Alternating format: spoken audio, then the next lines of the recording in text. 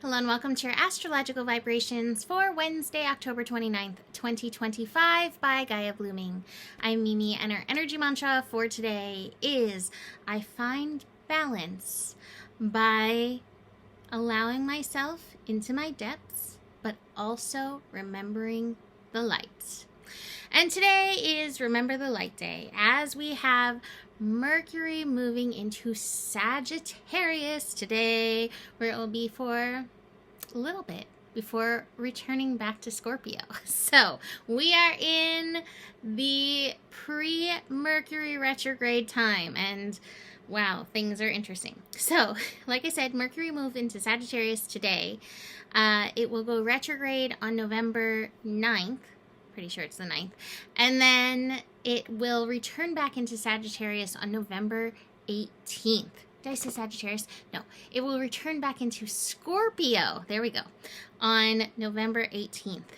And I always think it has a little extra potency and encourages us to work on the bridging when we have a retrograde going between two signs, which we've had a lot of this year. And it's interesting, a lot of these dual sign retrogrades have involved fire and water energies, very steamy. So Mercury into Sagittarius can bring us back to possibilities. One of the energies that Sagittarius can entertain is the energy of infinite possibilities. And sometimes when we are in the sign of Scorpio, things can seem bleak and we can forget that light. We can forget the infinite possibilities. The bridge between Scorpio and Sagittarius is where we can hit our rock bottom in Scorpio, where we can find the darkest, dankest, lowest basement of shadow work we need to move through, of fears we need to look at. And then we walk the bridge to Sagittarius that reminds us, oh, maybe it's not so bad. Oh, maybe there's a dragon in this cup. Oh, there are other possibilities and solutions. There are sayings out there that say that you can only go as high as you have gone low. And I think it's kind of like roots of a tree as well, right? Like, we really want those really tall redwood trees to have deep roots to hold them through the storms. And so this can be these energies of Scorpio and Sagittarius and this bridge. Sagittarius is the light that we want to remember or carry with us when we do go into the basement, when we do go into the shadows. So it's nice that we're getting a little jaunt into Sagittarius. It's actually not that little. Sometimes when Mercury's like moving through signs, it's like 2 weeks, 2.5 weeks that it like moves on through so fast. And so Mercury is going to be in Sagittarius actually longer than that for this little exploration. And then it'll be back again. So I'm grateful for this from the universe, especially because I definitely hit some Scorpio meltdown basements last night, and I don't think that I had enough of the Sagittarius light on for myself to help carry me through. What we do need to be aware of with Mercury and Sagittarius is the know-it-all vibe. Sagittarius can know it all. Or think that they know it all. Sagittarius can really get caught up in what they feel is truth. Sometimes it can be dogma. And so with Mercury and Sagittarius, any of us might get caught up in that. And truth is very tricky here on this planet. So watch for that. That being said, I think it's important to honor our personal beliefs, and that can also align with Sagittarius. But Sagittarius is the philosopher, it is the explorer, and so these are places where you can keep your mind open to learning. One of my favorite things that I realized last year, and I brought it forward in the scopes, was that saying, when you're ready, the teacher appears. And that's because literally everything in our life can be a teacher to us when we are open to learning. And so just keep your mind in that field for this next little bit. And please look for the possibilities. You know, what's so interesting and what I was thinking about is, yeah, this astro's karmic. Looking at these grand trine water energies, looking at the last few degrees of Pisces right now, whew, that is some intense astro stuff that's going on. It's very karmic. And yet, amidst all of these layers, there are miracles available and ready for us. And that is a perspective that's really nice to carry in our pocket. So besides this Mercury into Sagittarius, which will happen at 4:02 a.m. Pacific time, and I think Mercury will be hanging at 0 for a large portion of the day, so do be aware of Mercury mischief. But on top of that, before Mercury shifts, we will have that Mercury-Neptune trine happening. So Mercury and Neptune at 29 Pisces, Mercury at 29 Scorpio, working together. That energy is absurd right there. It really is. Like, the image that I get, Mimi's Sabian symbol, is walking through an oddities shop and picking up, I don't know, a jar with a cloud and a scorpion in it. Like, that's what that energy kind of feels like to me. Maybe it has a mermaid in there as well. Why not? A mermaid, a cloud, and a scorpion. This energy can be weird and it can be confusing. I watch a lot of, or I have a lot of weather people on my Facebook feed due to, you know, living here and needing alerts for crazy weather. And I think it was Max Velocity, he was like, this hurricane's being weird. Whoa, this hurricane's being weird. Like, the weather beyond, you know, any normal things, there's a lot of weirdness. There is a lot of confusion. This is beyond illusion. I like to say with Pisces energy to use your illusion, and you want to use your illusion. You want to daydream and to create, and remember that creative process within you, because that creative process has merit. It can build legs. It doesn't necessarily come with legs, but like crabs, hermit crabs, I've seen they can go through cycles and like grow new legs. Your illusion can grow legs and walk into the world. But at the same time, I do think that this energy can also be full of illusion. And I think that there's a lot of really weird stuff happening out there in the world.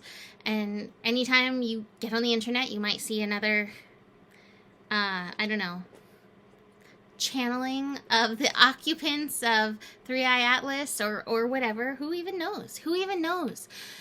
Watch for where the illusions are using you. Watch for where you get into the disillusion. Watch for where the confusion wraps you up and makes you forget your own discernment. Yes, keep your mind open. None of us really know. Like, there's so much beyond what we know. And I think it's important to stay open. But I think it's also important to watch what happens in your physiology, in your physical body, as you tune into these things, and notice if this knowing, if this illusion, if this story is serving you. So be aware of that. Now we also have Mars and Saturn reaching their peak trine point today. And this is still working in tandem with Jupiter in Cancer, which is making everything feel that much bigger. So we want to be aware of that energy. Now this energy could help us show up, do the thing. You may find yourself ready to activate with this. Mars in Scorpio, ready to take action. Saturn's like, here's where we want to go. You do still want to be very aware of reactive energies, retributional energies. This energy can feel a lot like retribution. And sometimes we need to let the universe do that. And still, big emotions processing through. And so taking the time to at least move the energies, whether you're cleaning your house or doing the thing, gives yourself some time to dance, to move these energies through, because that's really intense. Oh my goodness. We also have Mercury and Uranus making a connection today. Of course we do. We have Mercury at 0 Sagittarius opposite Uranus at 0 Gemini, talking about weird mental energies. Plus we throw in that Neptune energy that's not far off. Keep your feet on the ground. The same place where I talk about sometimes how Uranus took me out. Like, I'm a pretty steady person. I'm really good at staying on my feet usually, but I have slipped and had my, feet over my head. Joe just had that situation out there, induced by rainy weather, but maybe also induced by this as well. So really watch for that. Chances are technology is going to be a little wonk in this.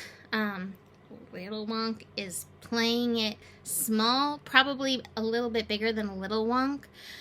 This energy is ripe for ahas and breakthroughs mentally, especially if you can keep your mind open.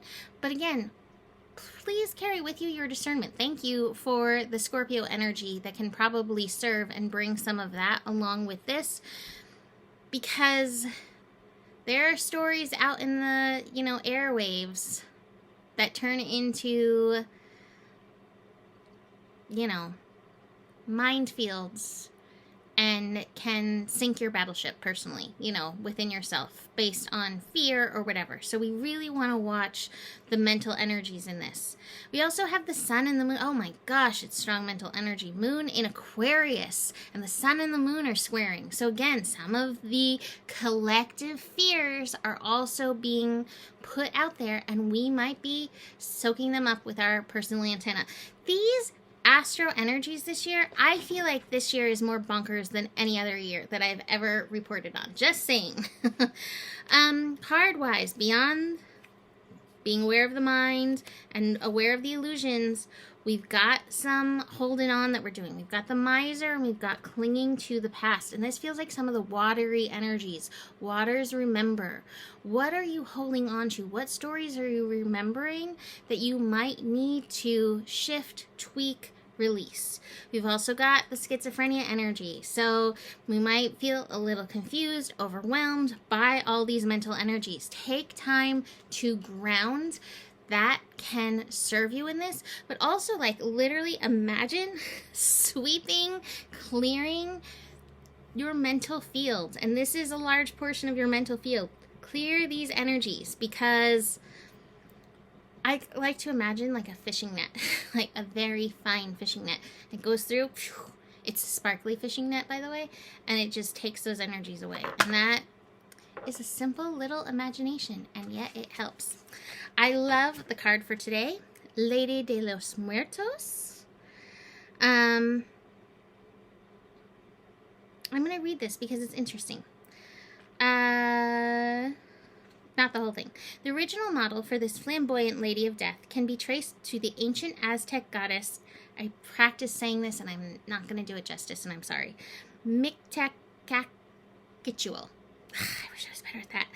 As time went on, the figure remained balanced between beauty and horror and morphed into the Lady of the Dead, eventually into the more modern graphic figure of Katrina.